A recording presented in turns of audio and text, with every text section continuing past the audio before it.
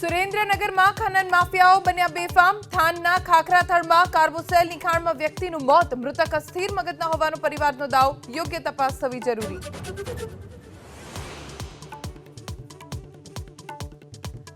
અમદાવાદમાં શાંતિપુરા પ્રાથમિક શાળામાં 2 ફૂટ પાણી ભરાતા વિદ્યાર્થીઓને મિની વેકેશન. દર વર્ષે બાળકોને સપ્તાહથી 15 દિવસની રજા આપવી પડે છે ફરજ.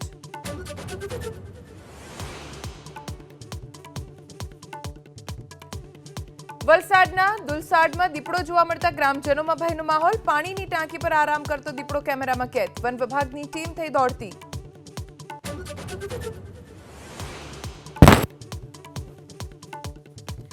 રાજકોટ શહેર અને જિલ્લામાં 54 મેડિકલ સ્ટોરના લાયસન્સ રદ. પ્રિસ્ક્રિપ્શન વિના દવા વેચનાર અને નશીલી સિરપનું વેચાણ કરતા 2 મેડિકલ સ્ટોરના લાયસન્સ સસ્પેન્ડ.